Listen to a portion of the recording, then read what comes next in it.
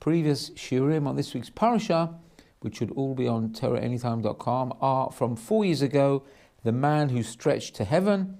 From 3 years ago, there's a shiur called Honey. From 2 years ago, No Time This Time. And from last year, there was a shiur called Hope and Hopelessness. Okay, so there's a lot to get through for this week's parasha. Let's start in the beginning. And I'm going to start almost immediately with the story. Very unlike me, because normally I work up to the stories. So, in this week's parasha, let's go right to the beginning. So it says, in the beginning, that's 28 verse 10. It says there, Vayeitzeh Yaakov mi Beersheva vayelech Harana. So Yaakov Avinu now was running away. He left Beersheva. The question is often asked on this pasuk, he left Beersheva and he went to Haran. What does it mean he left Beersheva? Why didn't you say Yaakov went to Haran? Why do you have to tell me where he's going from? We know where he's going from. He lived in Beersheva.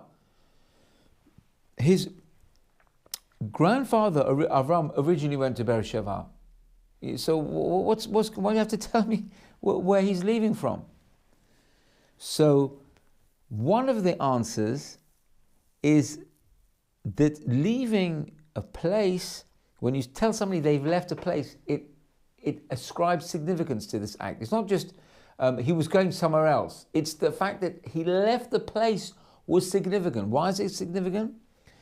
Because when you leave a place and you're a tzaddik, of course, Yaakov was the premier tzaddik of the time. He was one of the avot. So the place, even though they may not necessarily have realized who he was, really, who can realize who Yaakov Avinu was? Still, when he left, nothing remained the same. Everything changed because his effect was felt most acutely when he left. Now, that's the answer we gave previously. Another answer I want to talk about is that when you leave a place, it's not just you leave somewhere and that's it, you start another venture. You take part of the place with you. You know, we all know this. You know, we remember fondly where we used to live. I remember I lived in Israel for 6.5 years. I remember like yesterday learning in yeshiva in Haranov. I still every so often relive those memories, sitting in Kolel with my Rav Yeshua Pruskin. You should live and be well. And how much effect he had on me, and the whole lifestyle living in Haranov, and then Bet Shemesh, all these places where I lived, I still have that with me. You know, they say you can take I'm not sure exactly how it works. You can take let's say from, in my case, you can take the Jew out of Israel. You can't take Israel out of the Jew, because you take it with you. It's as simple as that. I don't know how to explain it better. So here's a story that I read today which has a special significance for me. And you'll understand why when you hear the end of the story. So this story occurs with a Bachur yeshiva Bachur whose name was Rav Yeshua Leib. Yeah, I'm not going to tell you his second name now. We'll leave that to the end. So Rav Yeshua Leib was studying where was he studying? In Frankfurt. And he left Frankfurt, he went to Lithuania. In Lithuania, he went to learn in Tels, the Tels Yeshiva. Big Makom Torah. And his Rosh Yeshiva there was Rav Avram Yitzhak Bloch. So he was still unmarried at the time, this Rav Yeshua Leib. And they read him a shidduch. He agreed to the shidduch, and the wedding was set. The wedding was going to be in Slobodka. So they would have to leave Tels and go to Slobodka, which is no like small journey, especially in those days. So young Yeshua Leib said to his Rosh Yeshiva, he said, you know, Rebbe, I can't go by myself to go to Slobodka. I have to, somebody should come with me, like a shomer. You know, they say when someone goes on a journey, he shouldn't go by himself. He should take somebody. So Rosh Yeshiva said, okay, you want to take somebody with you? Go into the Beit HaMidrash, find somebody there, not just anybody. Don't disturb boys who are you see they're learning and steiging away. Don't disturb them. Find somebody who maybe is by himself. He might be, not in the Gemara per se. He might be talking and learning, and he might be slightly less engrossed in his learning. Take one of those people with you to the train station. Fine. Rabbi Shua Leib goes to the Beit HaMidrash looking to see if he can find somebody who wasn't learning with the Chavrusa and steiging and really into it. Find somebody maybe on the side. He's looking around the Beit HaMidrash. No, everyone's learning. There's nobody there talking and learning by himself or, just with his head out of the Gemara. Nothing. He goes to the corridor, nobody there. Goes here. He searches the Rosh Yeshiva, nobody there. He goes back to the Rosh Yeshiva. He says, Rosh Yeshiva, I looked, I can't find anybody in this Beit HaMidrash who is not learning. So Rav Bloch looked at him and said, aha. He said, forget about taking somebody with you to the station. Take what you've seen over here, take that with you to the station. Take the fact that in Telz there is no battling. Batel means people who are stopping learning. There's no such thing as Bittul Torah in this yeshiva. Take that memory with you when you go out, when you leave the yeshiva and you go into married life. And that's exactly what he did. He said he never forgot this memory where he couldn't find somebody who wasn't sticking his head in the Gemara. Now, there's the other part of the story. So he's planning his way. He goes to he's planning his wedding or whatever, and he has a chavruta. And his chavruta happened to be Rav. Well, I've got two versions here. The version I've got here is his name is Naftali Berish Wasserman. He's the son of Rav Chanan Wasserman, who was Hashem Yinkom Damo, who was killed by the Nazis. So this Rabbi Shua Leib had a chavursa with this Naftali Benish, as I heard it from another source. His name was Rav Leib Wasserman. Anyway, the fact is, the Chatan had a chavruta, and he very much wanted his chavruta, the son of Rav Chanan Wasserman, to come to his wedding. That's fair enough. You're learning with your study partner all day. You're very close. You get very close. This is who you spend your time with. You spend your time in learning. So he said to this young Rav Wasserman, I really want you to come to my wedding. And of course, I'm saying in brackets, for someone to take someone out of the Beis HaMidrash and slap him to a wedding is no small thing, because the wedding was in Slobodka and the yeshiva is in Telz. So it's like a whole long train journey.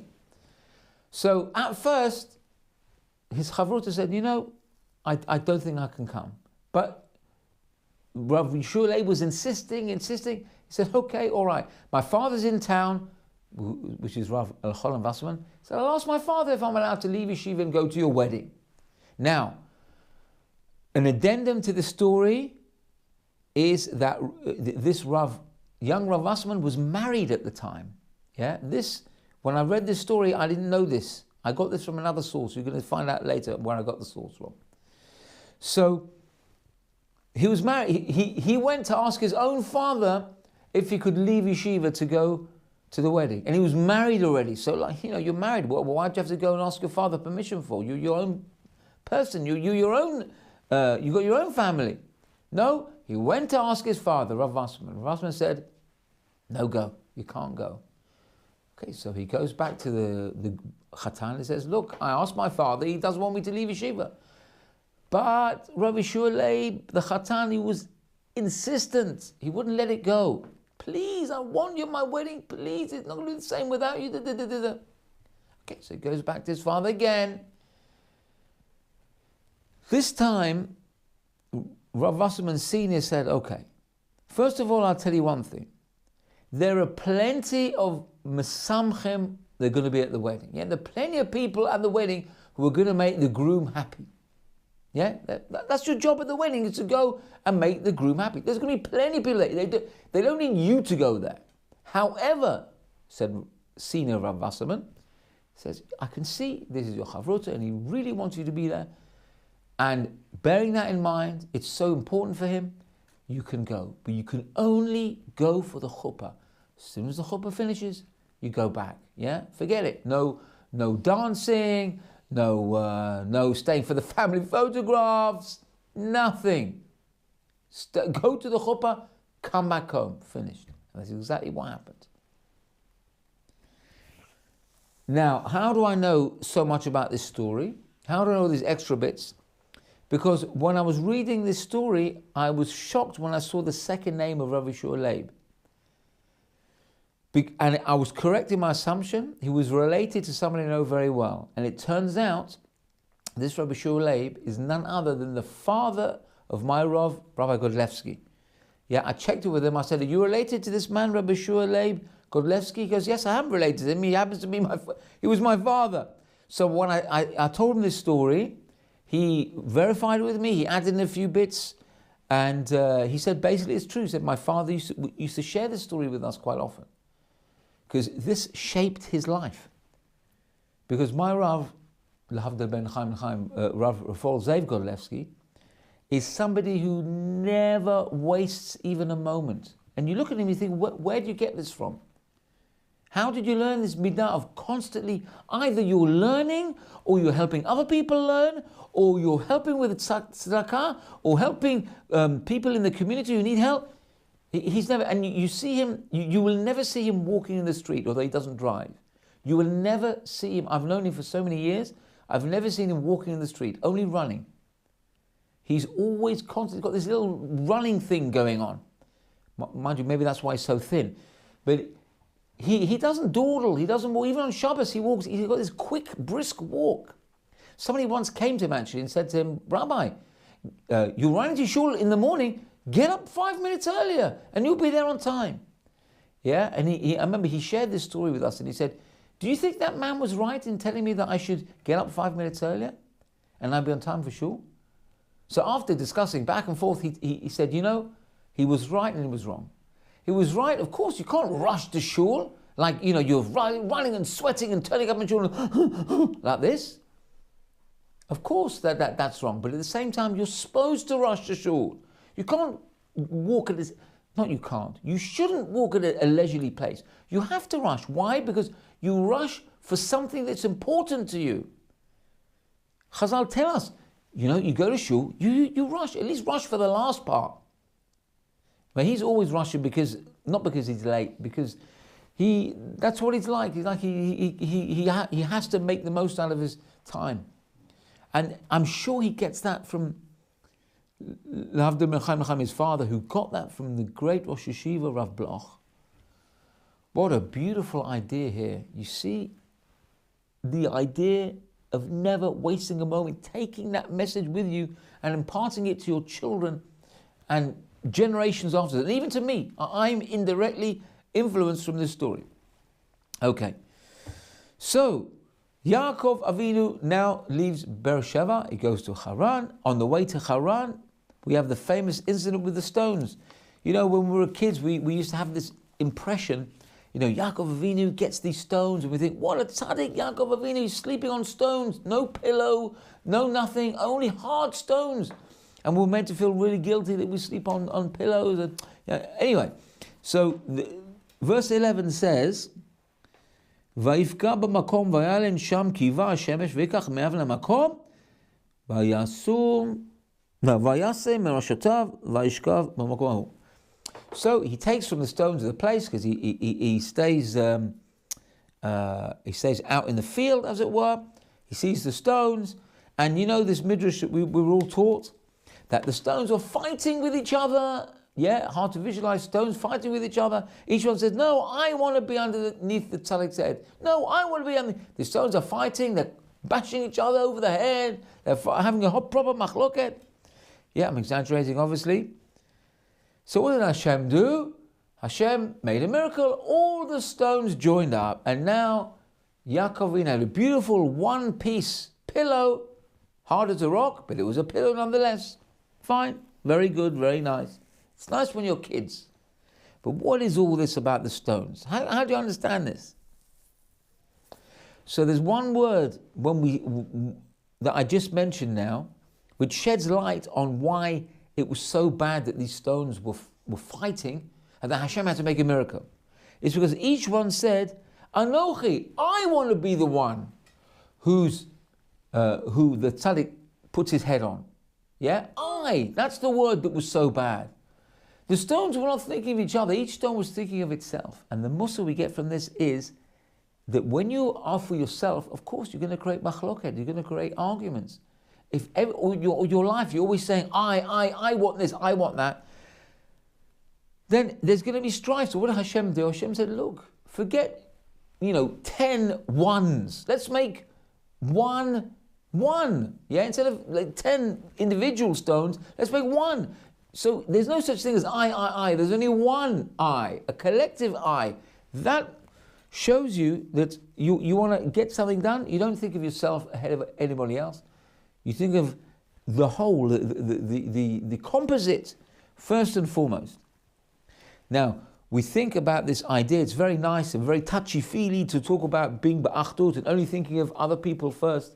Here is a story, a little anecdote from the times of the Baal Shem Tov, I believe, which talks about the idea of constantly thinking out of the box and thinking outside. Now, there are many stories about the Baal Shem Tov. Yeah, it is said that if you don't believe the stories of the Baal Shem Tov, you're a fool, or if you do believe all the stories of Baal Shem Tov, you're also a fool. Something like that. Basically, some of the Baal Shem Tov stories are not necessarily made to be taken literally, but you can see from the story I'm going to tell you now, it doesn't make a difference if it's a true story or not. The lesson is impeccable. So the Baal Shem Tov was sitting, I think it was Rosh Hashanah, and he looked very downcast. And things seemed to be weighing on his head. And then suddenly he picked up and he felt better. He said, now I can daven, now I feel better. So of course the Talmidim came to ask him, Rebbe, what was wrong? What happened? And suddenly, you perked up. So he said, there was a very bad gezerah, a very bad edict from heaven that was going to be on the Jews this year. And it was averted by one person's prayer. So of course the Talmidim said, whose prayer? He said, there's a woman in our community who was barren for so long. And at the age of 50, a woman's menopause is 47. At 50 years old, she gave birth to a child. And she was in shul. And her prayer was unlike any other prayer. But she prayed for something specific. She said to Hashem, of course the Baal Shem Tov had Ruach HaKodesh, he would know this, yeah? We wouldn't know this. We wouldn't know some person, in the middle of shul or somebody else's shul, what prayers they have, but he knew because he was holding them. So he said, what this woman was praying for? She was praying to Hashem, thank you so much, Ribono Shalom, you gave me a child. I have so much nachat, so much pleasure and joy from my child. Ribono Shalom, please, I pray to you that you will get as much nachat from your children that I get from mine. What a beautiful prayer. He said that prayer turned the whole thing upside down. It's not that she was saying thank you even just for my child. That would be good enough. That would be wonderful. How often do we say thank you to Hashem? It's always, please, can I have this? Can I have that? Can I have this, that? Very often we just praying for ourselves. But do you ever say thank you to Hashem? That's one thing. She took it a stage further. She goes, Hashem, not only am I thanking you, I'm wishing something. I'm blessing you. So this woman was blessing Hashem. That's what turned it all around. So often we just have this selfish thing that we want for ourselves. But we should say to Hashem, look, Hashem, first of all, I thank you for whatever I have every day. I thank you. Thank you for my health. Thank you for my parnasah. Thank you I'm still breathing. Remember the famous bumper sticker, Baruch Hashem, Ani Hashem. Thank God I breathe. Such a simple thing as taking a breath. It's such a beautiful thing. We should never take it for granted. So this story shows us that, we can also bless Hashem. There are stories where tzaddikim bless Hashem. There was a story of Rav Elisha ben, what was his name? No, Rav Yishmael ben Elisha, who Hashem actually said to this Rav Yishmael ben Elisha, who was a Kohen Gadol, Hashem said to him, "You bless me." It's a story in the Gemara. Yeah, it's very hard to understand what it means. Hashem wanted the Kohen Gadol to bless him with a capital H. How do you understand this? But there is an Indian that we can bless Hashem. Of course we can bless Hashem. It's very important not to forget that concept. Now, we haven't even got past the first two pasukim. I'm going to talk about the third. I'm not going to give you a blow by blow every pasuk in the parasha, but we're now going to go to the third pasuk, pasuk 12. There was a ladder. When Jacob was dreaming, he dreamt about a ladder going to Shemayim. Now, a ladder, we already discussed in previous shurim, why was it a ladder? It could have been a cloud, a long cloud, it could have been some sort of elevator, it could have been a rope. What was that? What's the significance of a ladder? So, previously we said, look, a ladder means you go up, madregas, and also a ladder, when you go up and down, you're always facing upwards, but you should always be focusing upwards to Shemayim. But another idea that I saw this year, a ladder, actually, I'm going to give you two ideas. A ladder leans, yeah? It shows that when a ladder leans, you have to rely on somebody. You're not your own person necessarily. You can't be like an independent being. Yeah, you always rely on other people, and of course, ultimately we rely on Hashem. But it shows we're not for ourselves. We are creatures that are reliant. Yeah, we have to lean. But I saw an interesting answer today from the Maharal. The Maharal says, a ladder. Why was the ladder shown as a leaning ladder? Yeah, now you could turn around and say, well, it leans because that's the nature of a ladder. But no, if it's a whole thing is a spiritual ladder, it can go straight up. A ladder can go straight up. Like you have these ladders on the sides of buildings, like the fire escape ladders, they go literally vertical. What's this leaning business? Why do you have to have the simile that it's, a ladder is leaning, it's on a slant? Says the Maharal, a beautiful answer.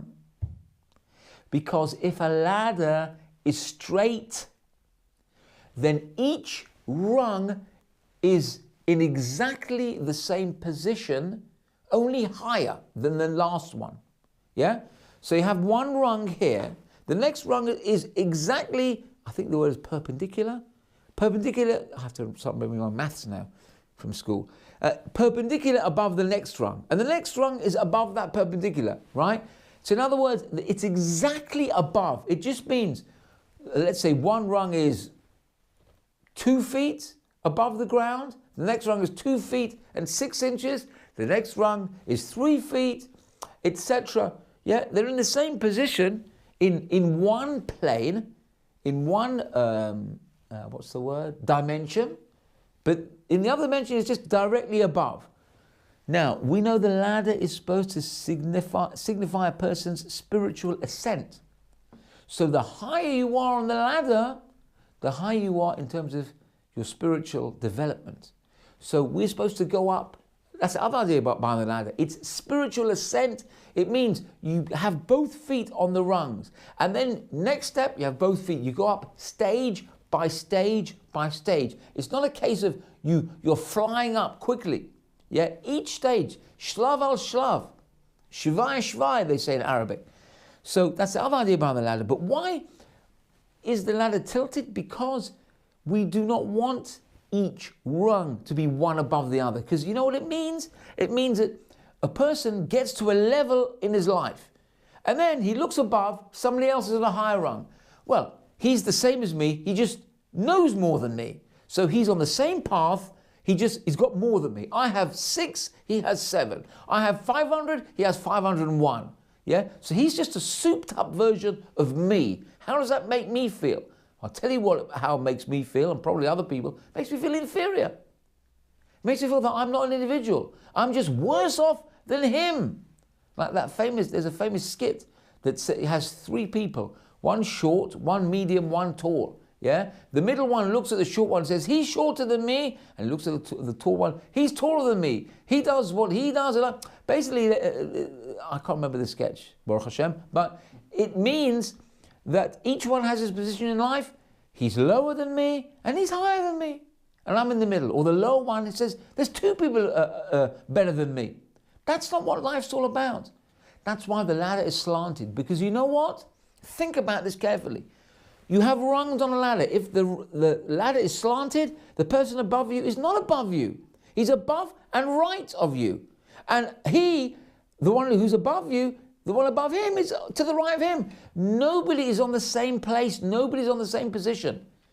With those three dimensions that we're thinking about, if the ladder was straight up, you'd be in the same dimension, at least in terms of, not height, but whatever, you understand what I mean, yeah? No rung occupies any similar dimension to the one below it. Everyone is in a different place. Yeah? If he's above you, no, he's not better than you. He's in a different place to you. He's not directly above you, better than you, souped up version of you, that you feel, an inferiority complex. He's just different. He's gone in a different dimension. And it doesn't just work with other people on the ladder, it works with you. When you're on the ladder today, tomorrow you'll be in a different place. You'll be in a different dimension. You won't be the same person that you are today. From day to day, from week to week, and month to month, you are a different person. If you're the same person, it's not that, you've just jumped up the ladder and really you're the same person, just a little bit better. No, you should be in a totally different place. Of course, same direction. You're angled upwards, but you've just moved in two dimensions, not just one. It's very important, beautiful idea. Every person occupies a unique position wherever he is on the ladder. That's from the Maharal. Now, again, expanding this pasuk, it says that the angels, olim v'yordim bo, the angels are going up and down. Now, another obvious question. What do you mean angels going up and down? Where do angels come from? Yeah, when we talk about angels with wings and flying around and, where do they come from? They come from heaven. So what do you mean they come from up, down and go up? They live in heaven. So they should come down and then go up, not go up and down. Yeah? So what does it mean? And there's a very beautiful answer, very simple but beautiful answer from Rav Moshe Swift. He says like this. He says, we think the angels are in heaven, yeah? That they were created in heaven. No, that's not true. Because angels are created through our mitzvot, through our good deeds.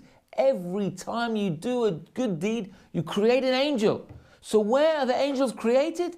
In the olam ha'ma'aseh, in the world of action, our world. So of course they go up. They're created here by our good deeds, by our mitzvot, by our learning, by listening to Shiurim on Torah anytime. That's how they're created. You're literally creating angels and they're flying up all the time. So they go up. So you may ask me, well, if they go up, what are they coming down for? Stay there. Be my advocate in Shemayim. But it goes deeper than that, says Rav Moshe Swift. It says they come down. What do they come down? They don't come down just for nothing, I'll give you, it just come into my head. Anyone who goes on holiday, if you come back from holiday and you come back with a suitcase full of the same washing and dirty clothes that you went out with, you're in trouble. Because you're going to have to bring gifts. You can't just go to France or go to America or go anywhere and come back with nothing. You've got to bring back the perfume. You've got to bring back the chocolates. You've got to bring back something, some tchotchke from the shuk. You've got to come back with something. Yeah, that's what we do in heaven. Angels are no different. When they come down, they come bearing gifts. What do they bring? Shefa, bracha. They come bringing good things, spiritual gifts from their holiday in Shemayim. They come down. Look, I'm bringing you health. I'm bringing you parasah. Hashem gives them stuff to give us. But we have to be holding in the right place for them to come down. Otherwise, they just stay there. So when a person merits, a person has, he shows he's ra'ui, he's befitting to have bracha and hatzlacha and shefa and all the good things, then Hashem will send the angels down with those holy packages, which they will deliver to us. What a beautiful idea from Rabbi Moshe Swift. There's so much good stuff in this part. I honestly don't know where to begin. I certainly don't know where to stop. Anyway, I'll just go on. I'll just carry on. So let's move forward a few pasukim. Same perek, verse 20. Vayidar Yaakov neder lemor im yeh Elokim imadi ushmarani b'derech hazeh asher anochi holech v'natan li lechem lechol ubeg lilbosh. Yaakov Avinu is making a promise to Hashem. He says, Hashem, if you're going to be with me and you're going to protect me where I'm going, and if you give me bread to eat and clothes to wear, then, what does he say in the next few verses? It says, everything you will give me, I will give you maaser. Yes, he's making a deal with Hashem. Saying, Hashem, I'm going to give you 1/10 of everything. I want from you, Hashem, I want clothes, food to eat and clothes to wear. Was it in that order? What was the order? Yeah, food to eat and clothes to wear. Yeah. Now Yaakov Avinu could have asked for anything. He could have asked, Hashem, you know what? Bring Mashiach. Hashem, you know what? Get rid of Amalek. Hashem, you know what? Whatever. He could have asked for anything. No, he asked for bread to eat and clothes to wear. Why did he shortchange himself? So, I'll tell you an answer based on the Mishnah in Pirkei Avot, which I do not have in front of me, but I'll have to remember it from memory. The Mishnah in Pirkei Avot says, Kach darko shel Torah. This is the way of the Torah. A person should eat bread and drink mayim b'mesura, drink water in small measure, and lie on the floor. And in that way, that's how you will acquire Torah. In other words, if you want to be a Ben Torah, make sure you eat your bread, have a little bit of water, and don't sleep on a bed, sleep on the floor. Yeah, it says Rabbi Zev Lef. You should be healthy and well, because he's not too well at the moment. Says Rabbi Zev Lef. He said, I never met anybody who lived this type of lifestyle, having bread and water with a bit of salt and lying on the floor. He says, he's so funny, Rabbi Lef. He says, I had an aunt once. Yeah, she used to, when she was old, she used to sleep on the floor because it was better for her back. He said, but apart from that, I never knew anybody who did any of this. He said, what does it mean? The Mishnah is telling us. It sounds like if you don't do that, then you can't acquire Torah. Then you're not a Ben Torah. Yeah? You have to, so what does it mean? He says, no, that's not what it means. It doesn't mean you have to do that. It means that you should live your life and be prepared to have bread and water in small measure and salt and sleep on the floor. Because if that's what it takes, then that's what you've got to do. You can't live your life expecting luxuries and all the good things, and then as soon as you have one thing taken away from you, I'm now disadvantaged. I haven't got my nice house, I can't learn Torah. The first thing that goes out of the window is Torah. No, I can't learn Torah, I have to do more parnasah. The Torah gets sacrificed by the wayside. The Mishnah is telling you, you don't have to have bread and water. You can have things, but if you rely on all the material things in your life and you can't do without them, and if you were deprived, then you would crack up. Then that's not the way of the Torah. You can't rely on luxuries. You have to be prepared to do what it takes to learn Torah. That's the way of the Torah. Not to rely on all the niceties that we have. Baruch Hashem, nobody's saying don't have them. If you have them, yeah, you can enjoy them. You have nice fruits. You have a nice mezuzah. Make a bracha. Enjoy them. You're supposed to have it. Baruch Hashem, I've got all these beautiful things. Yeah, but if they're taken away, don't start pointing the finger and saying, "Oh, why? Why did Hashem do this to me? I can't." No, a Jew has to do what it takes to be Neven Hashem, even if he's only got bread, water, and no bed. Beautiful idea from Rabbi Lev. Okay, let's carry on. Next perek 29, verse 30 says, let's see if I can find it here. Vayavo gam el Rachel ve'ehav gam et Rachel milea. Okay, so Yaakov marries Leah. He thought he was marrying Rachel. He marries Leah. Then he marries Rachel. Again, we've talked about this. I won't talk about this again because we have previous shurim. But I'll tell you, this pasuk tells us Yaakov loved Rachel more than Leah. Now, if that isn't something that will cause shalom bayit issues, I don't know what is. Can you imagine if you're married to two sisters and in the Torah it says he loved one more than the other? Leah would turn around and say, hey, what's wrong with me? You love my sister more than me? If any one of us was living in a Sephardi country and had two wives and would say, you know, I love this one more than this one, the other one would just clobber you over the head with a frying pan. What's going on here? So it can't be that simple. Again, we cannot in any way, shape or form ascribe our lowly level onto tzaddikim, our avot, hakadoshim. Of course, their ways were almost completely polar different from us. The only thing I've got in common with Yaakov Avinu is I'm Jewish and he's Jewish. That's about it. Yeah, I can't claim to have any kedusha, maybe the tiniest bit of kedusha that would render me a Jew compared to Yaakov Avinu. So it's ridiculous comparing our idiosyncrasies onto the avot. So what does it mean Yaakov loved Rachel more than Leah? So here's two beautiful ideas from Rav Levi Yitzchok of Bedichev. He says, you know why Yaakov loved Rachel more than Leah? Yaakov loved Rachel because of Leah. Because through Rachel being the great tzaddiket that she was, and she gave the signs to her husband, when she was under the bed, and she gave the signs to Leah. Because of that, she caused Yaakov to marry Leah. So through Rachel, he was able to marry Leah. So of course he loved Rachel. He loved Rachel because Rachel made him marry Leah. Now that gives a whole different spin on it. It doesn't mean, oh yeah, Rachel, I like Rachel, I'm not so keen on Leah. It says, Rachel, I love you so much because you brought me your beautiful sister, Leah, the tzaddiket, the mother of the tribes, one of the imaot. You gave me the opportunity through your selflessness. Of course I'm going to love that you did that. The other idea is, Yaakov loved Rachel because she was so devoted to her sister. He loved that midah. He loved every midah of Rachel and of Leah. But the fact that she was so selfless towards her sister, yes, she put her sister ahead of herself. She was so totally unselfish. How could you not love that?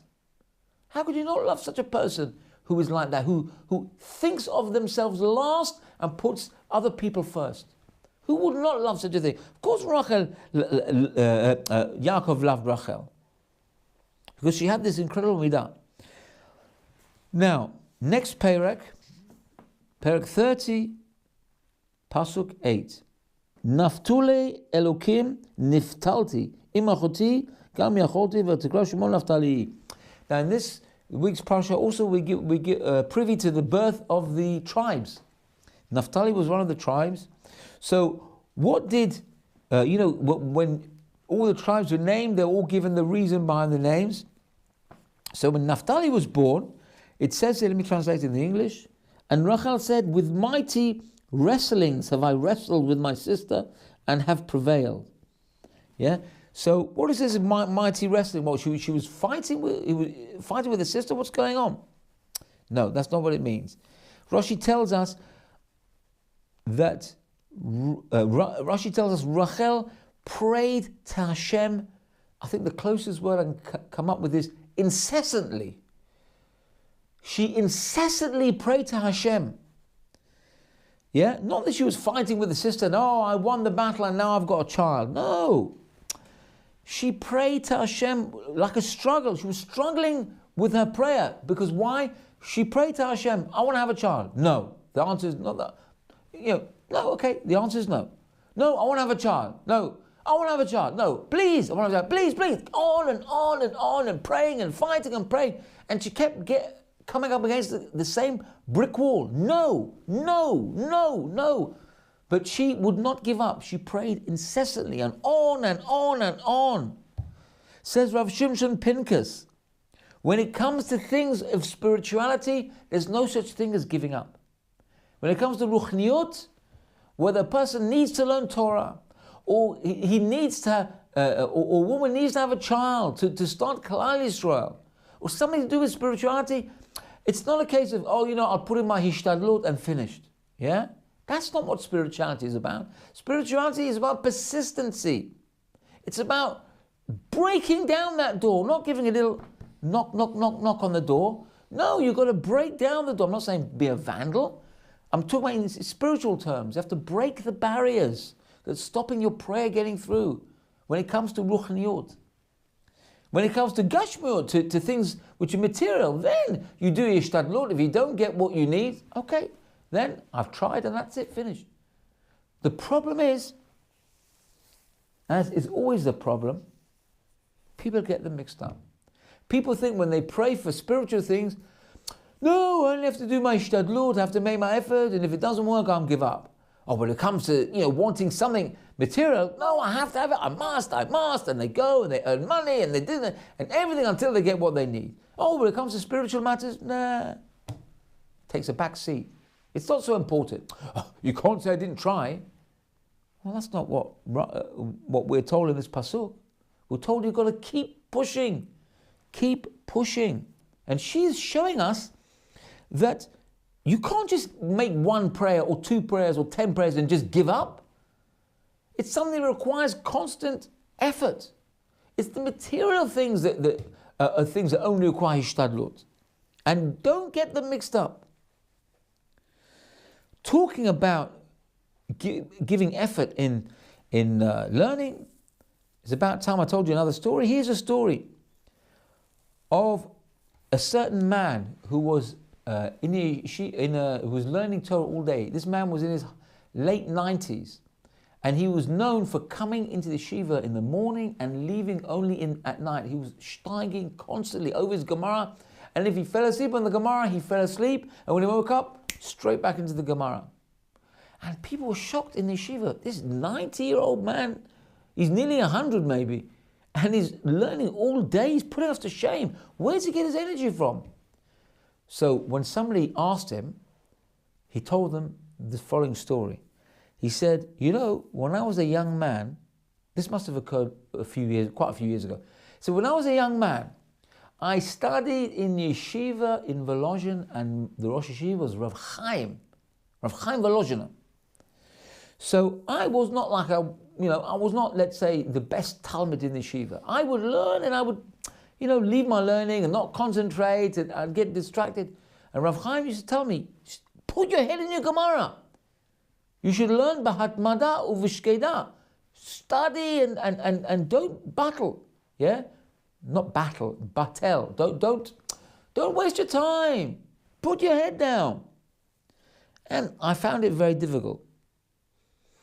And Rav Chaim once said to me, he said, do you know, when you learn Torah, the Shekhinah is in front of you, and the Shekhinah is learning with you? Hashem's divine presence is sitting in front of you. Now, if you don't want to learn, that's one thing. But why should you deprive the Shekhinah of learning? You hear that? See, if you don't learn, that's one thing. That's bad enough. But what's the Shekhinah done that you should stop the Shekhinah learning? Because when you stop learning, the Shekhinah stops learning, as it were. Stops learning with you anyway. That gives a whole different perspective on learning. Yeah, people think, you know what? I don't have to learn for so long. I can go and have a coffee for 10 minutes and go and speak schmooze in the canteen with my chavrusa for 10 minutes about nothing. And then schmooze with somebody else, schmooze with the cleaner, and then, dawdle around and this. It doesn't matter. But all the time you do it, I'm not saying, don't have a cup of coffee, don't go to the toilet, I'm saying everything within reason. But it's not just you're stopping your learning. The Shekhinah is waiting, saying, No, when's my Dovidel coming back? When's Shimon coming back?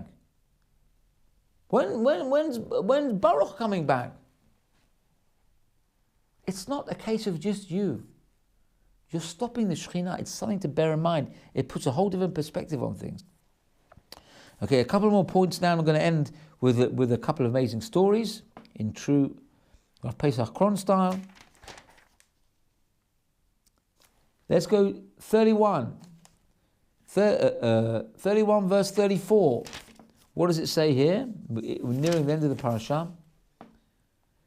V'Rachel lacha et hatrafrim v'tisimeim b'char hagamal v'teishev aleim v'mashesh Lavan et kol ha'oel v'lo matza. What happened? Yaakov and his family took leave of Lavan, and Lavan was in possession of Avodah Zarah. He had a lot of Avodah Zarah, a lot of idols in his house. Yeah, he wasn't short of an idol or 2 or 7. Yeah, but he had these special idols, these creepy idols that were like heads. They were literal, like skulls. You put these Shemot HaTumah, these impure names, or whatever it is, names of Avodah Zarah, written on paper, parchment, you put it in the mouth, and these things would start talking. I think maybe they were birds or something. Birds or humans, I don't know what they were. And they were some type of head, yeah? Can you imagine walking to a house and see all these heads on the sideboard? What are those? Oh, that's just how I tell the future. Oh, I was worried for a minute, you know. So that's what he used to do in his spare time. He used to have these heads that they used to tell him through the spirit of impurity. He used to tell him the future. So it was like some sort of predictor. So what happened? Rachel, before she left, she didn't want her father to know where they were. She wanted to sneak out. So she took these heads, and because otherwise Lavan would have been able to locate Yaakov and his wives, and he would be after them. So she stole them. And what does it say? The pasuk says she took them and she sat on them. Now, what's the significance of her sitting on these things? She didn't have any pillows. What's going on? So the Midrash tells us one idea that Lavan, when she was sitting on them, Lavan came. He looked everywhere, and he said to her, "Look, get up. I want to search underneath you." And she said, "No, I can't, because I've got women's problems, and I can't sit up." So he accepted that. Anyway, that's one idea. But another idea which I saw is that when she was sitting on them, she did it for a reason. She could have buried them in the ground. She could have done anything with them. She sat on them for one reason, which the Zohar tells us. Because by sitting on these idols, she was humiliating them. She was being mavazeh them. Now, what difference does it make if you humiliate them? What, they're going to say, they're going to feel embarrassed? No. Because if you humiliate the idol, if you cause them, if you make it as if they're nothing, that you're only good for me sitting on you, if anything, then you make them worthless. Yeah? Because we know an idol's power is in the power that we ascribe to it, not we. The person ascribes to it. Yeah? Otherwise, why would Hashem turn around and say, you know, don't worship any other gods? What do you mean gods? How can why would we use the word God for an idol, you know, next to, you know, lahavdil elf averdol, next to Hashem? Yeah, these things are wood and stone. How could you mention in the same breath as mentioning the name of Hashem? How could it's a terrible thing. Yeah, who would think of such a thing? To compare, you know, I don't even want to mention it out of my own mouth, even though I'm explaining from the pasuk. The answer is, of course, these things are worthless. You can't even compare it to anything. Compare it to Hashem? Of course not. But that's only in terms of reality. If a person makes that idol of wood into something important, then he's ascribing it greatness. Then he's giving it power. You see, it's the mistake. It's subjective. The person makes the idol great, then the idol is great. The person makes the idol worthless, then the idol is worthless, is nothing more than the wood it's made of, or the stone it's made of, which is basically garnished. Yeah? You call that a power? You call that something which you want to bow down to? Of course not. It gets the power from the idolater, from the one who's serving it. That's the most terrible thing. So what was Rachel doing? She says, these heads, these pathetic, disgusting, worthless, useless pieces of garbage, you know what they're good for? To sit on them. That's what they're good for. It's like the worst bizayon you could do to anything. So she was nullifying them. That's what she was doing. Now, there's an interesting idea which goes with this.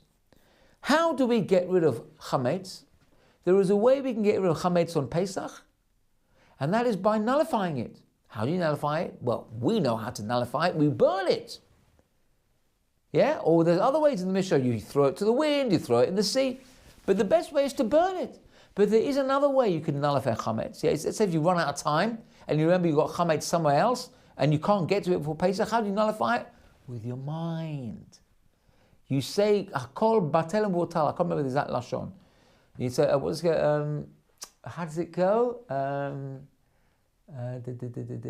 Kol chamira dika b'rshuti dika b'rshuti dulaika b'rshuti hevei ka'afra da'ara, something like that.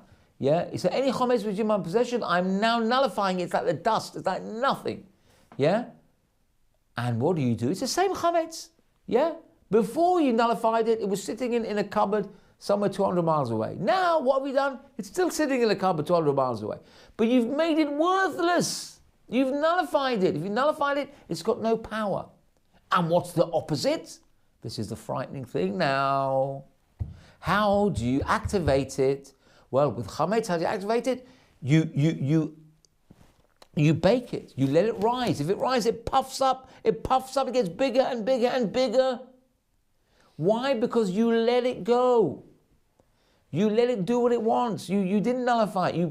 You gave it the reason to become bigger. You made it. It's like a person, when he bakes himself big, he becomes like an avodah zarah himself. Chas v'chalila, God forbid. So the more we let the Vayeitzeh hara, which is what chametz is compared to, the more we let the Vayeitzeh hara do what it wants, it will become bigger and bigger and more powerful and more powerful. But at the same time, we can get rid of it just like that, by sincere kavanah, sincere thought, to say, this is nothing, this is garnished. That's how we nullify it. So the same thing. But the frightening thing is, the more we ascribe importance and attest significance to avodah zarah and all the things which are included in that, yeah, you know what I'm going to say next? You know, if you listen to any one of my shiurim in the past, you know what I'm going to say now?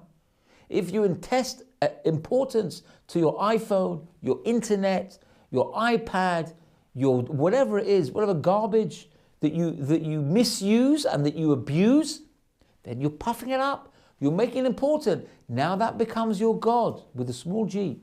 That becomes your God. That becomes in place of what you're supposed to be doing. Yeah? I was thinking about this today, that we expect this type of action from children.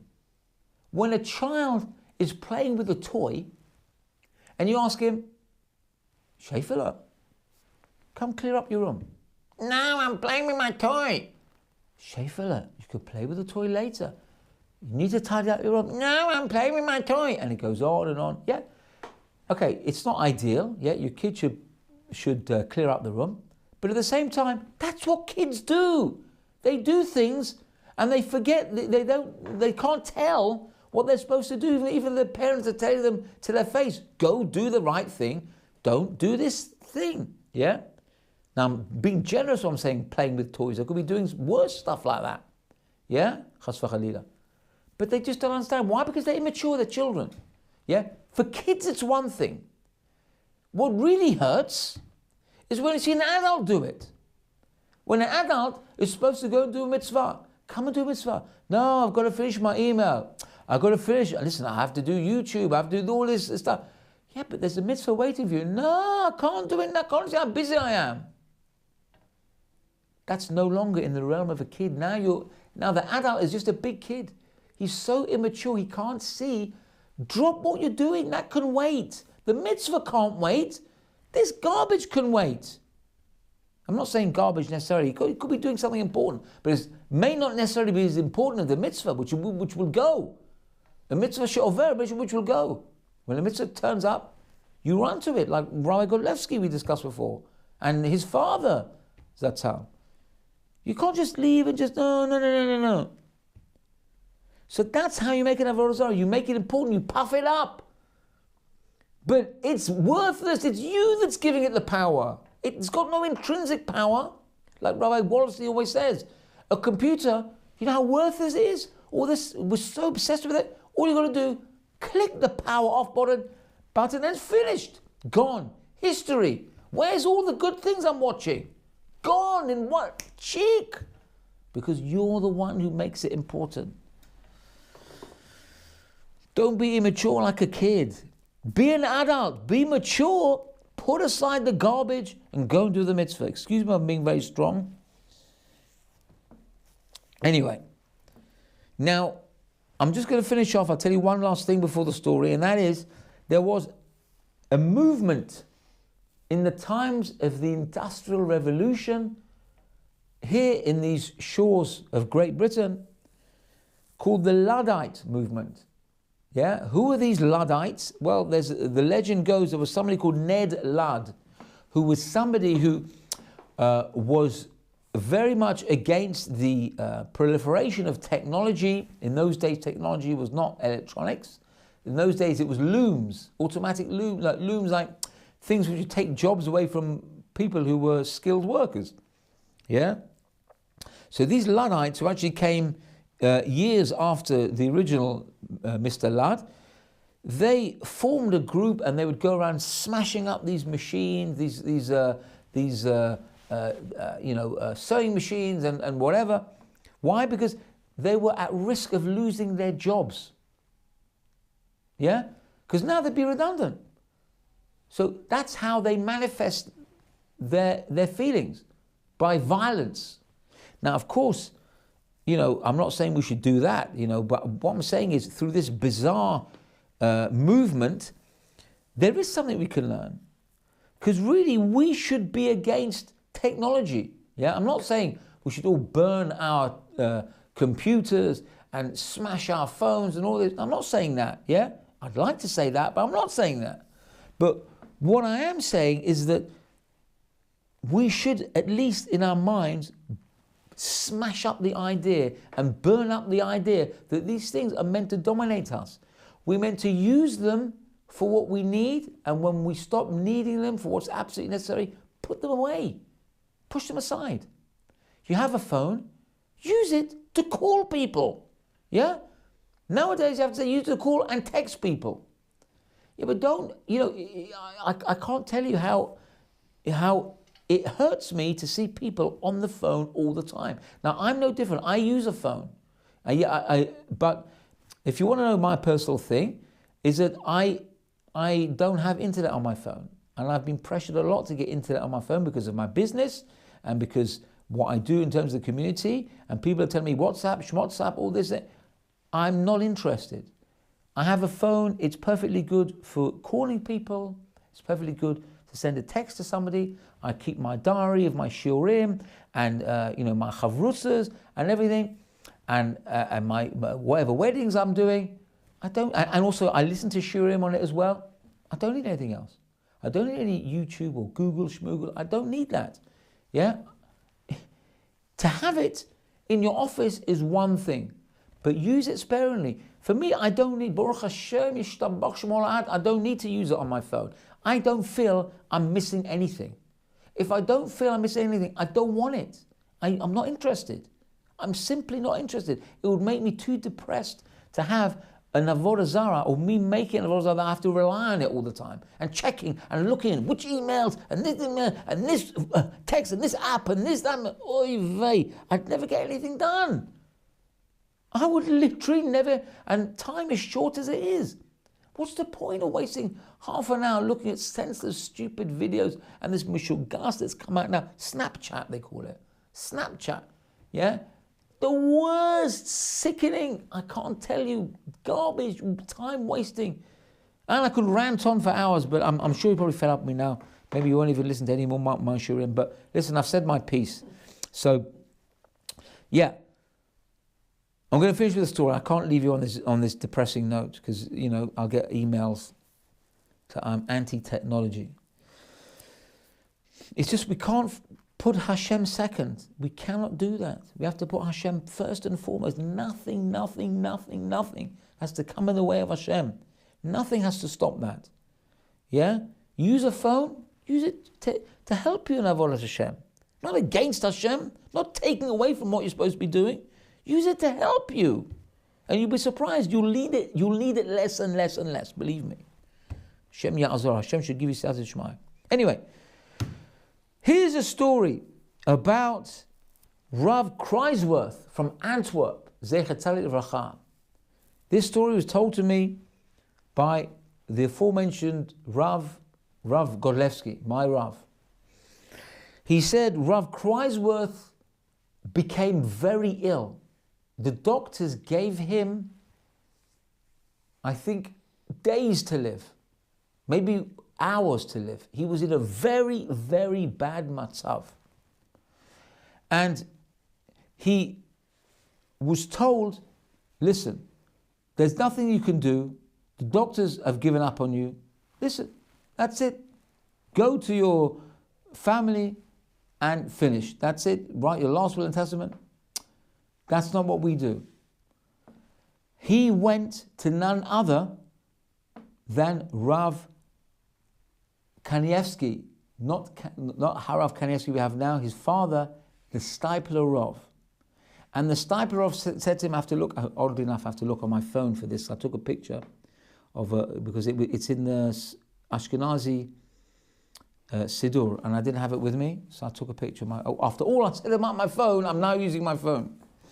Anyway, so it says, so the Steipler Gaon said to Rav Kreisworth, who was sitting in front of him with literally on death's door, he said, it says in Elu Devarim, and I'm quoting again, this is the Ashkenazi version, because there's following have a different version of Elu Devarim. It says in Elu Devarim that we say every day in the beginning of our Shacharit prayer. It says these are the things which a person has, the fruits of it in this world, but the main payment is in the next world. And these are they, and it goes through a list, and there are three things here. It says Bikur Cholim, V'Hachnasat Kala, U'Levayat HaMeit. Yeah, three things among a list of about maybe 6-7 things. So these are the things. Bikur Cholim, we know, means visiting the sick. Hachnasat Kala, which means, funding a bride for her wedding, because weddings were even in those days, in the days of the Mishnah, it was very difficult to make a wedding. More so in our day, where everyone's competing to make the best wedding, and people are struggling to keep up. So Hachnasat Kala, that's making a chasana, U'Levayat HaMeit, and a funeral. So the Steipler said to Rav Kreisworth, isn't it strange, the order of these three things within this Mishnah? It says visiting the sick, making a wedding, and going to a funeral. Surely it should say first the wedding, maybe then the sick, and dying. Certainly Bikur Cholim should be directly before Levayat HaMeit, before going to a funeral. What does it mean? You've got visiting the sick, and in the middle of the sick and a funeral is a wedding. It seems out of place. So listen to what the Steipler said to Rav Kreisworth. He said there is a reason why it's sandwiched there between visiting the sick and going to a funeral. He says, because if you want to prevent the last one, the funeral, you should get involved with Hachnasat Kala. You should get involved with giving brides a wedding, making a wedding affordable for a bride. That's what he said. That was his advice to Rav Kreisworth.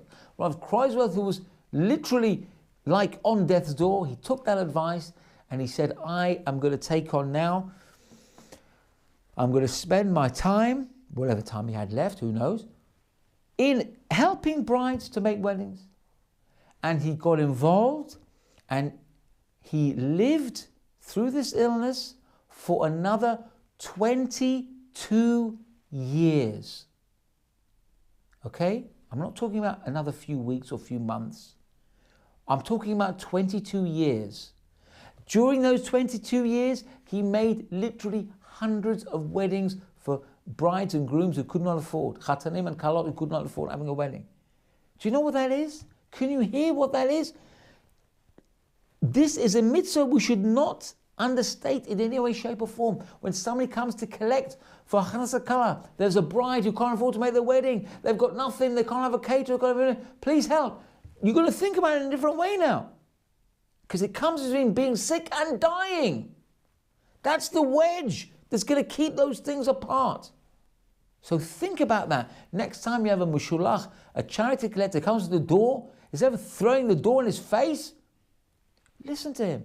Tell him, you know what a beautiful thing you're doing? Ask him if it's tzedakah. I'm going to give you what I can afford. I wish I could give you even more. Because what you're doing is so important. He'll leave, he'll think you're mad, but he'll leave with a smile on his face. Or maybe he won't think you're mad. And finally, if I've got time, whoa, this is going to be a long share.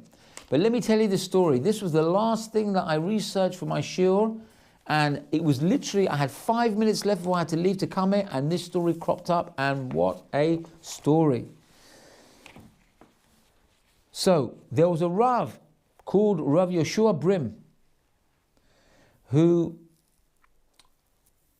was involved in himself in people who were less fortunate than himself, and there was a certain widow who had Yotomim, had orphans, and the father had passed away just a week before Pesach. Now, what's this widow going to do with all these children, and Pesach's coming up? Very, very hard. So Rav Brim, what did he do? He went to a certain bachur and he said, look, I want you to go to this family's house. Nebuch, the father just passed away. Make the Seder for them. Lead the Seder, help them. Because I can't imagine what it's going to be for them that they're going to, have the Seder, and they'll be thinking about the wife, we're thinking about the husband, and the kids, we're thinking about their father. It's going to be Ois Pesach for them. It's going to be very sad for them. Please go. Fine.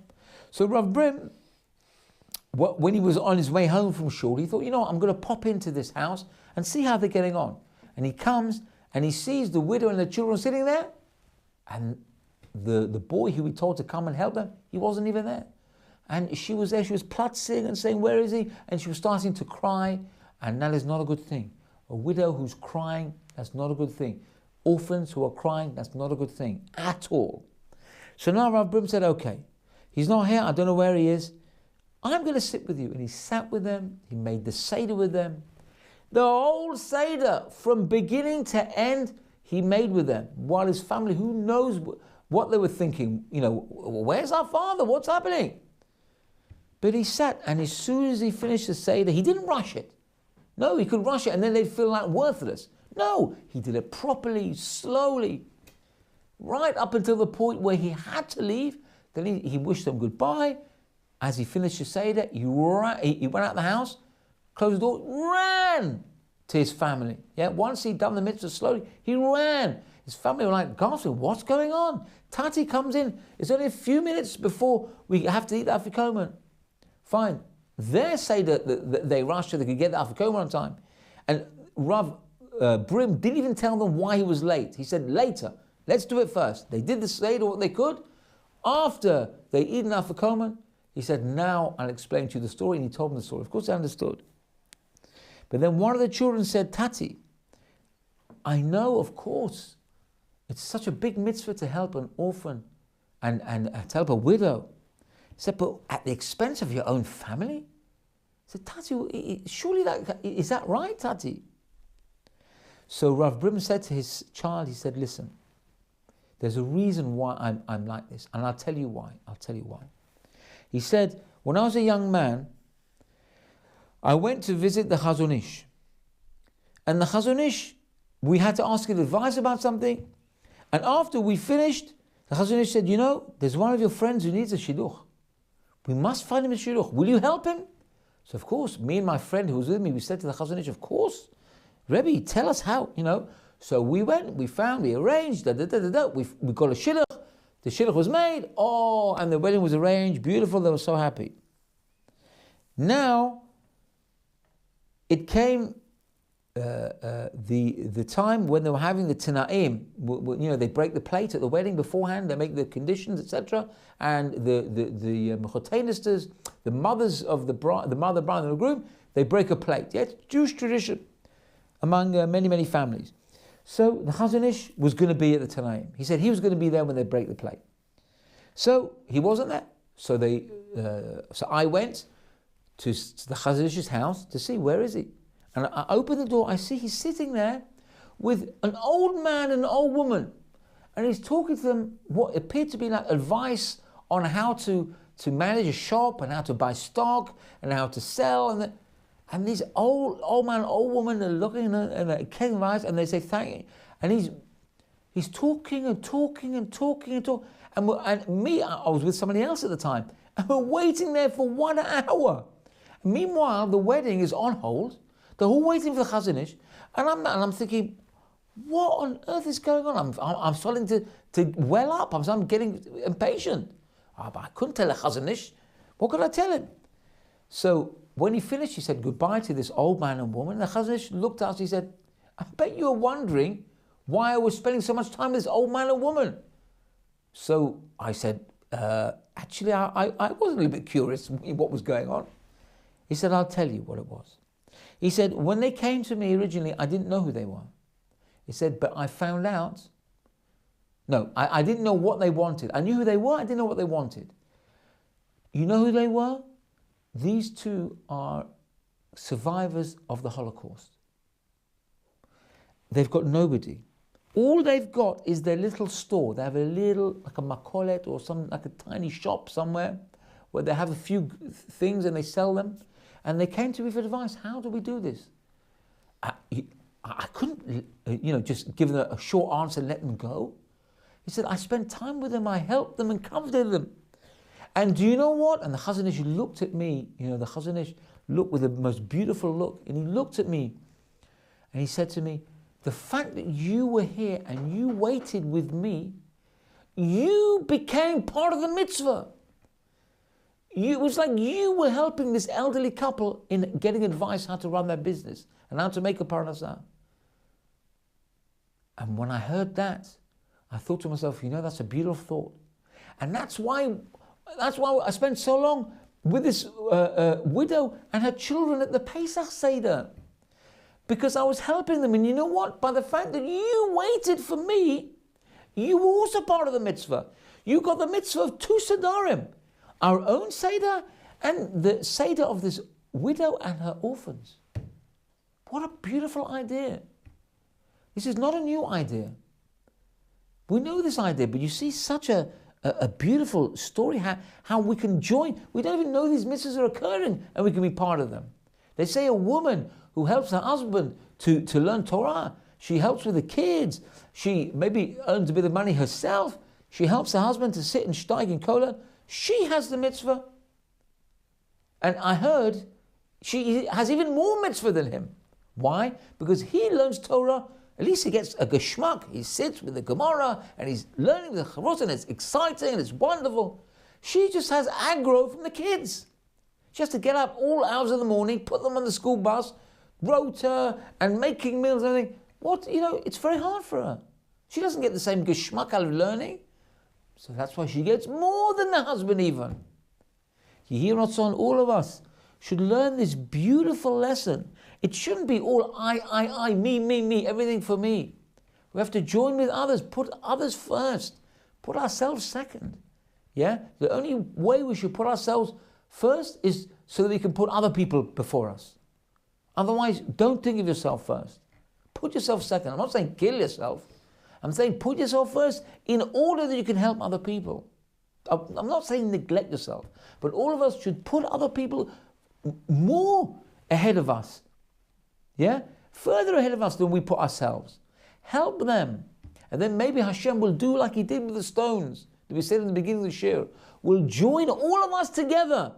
Instead of becoming I, lots of I's, we can become one massive me, the me which is Klal Yisrael. And the cherry on the top will be Mashiach Tzidkenu. May He come and with the Bayis Shlishi, techef u'miyad, without any pain, without any terrorism, only with simcha and rikidah, dancing to Hashem. V'chein yasov and amar Amen.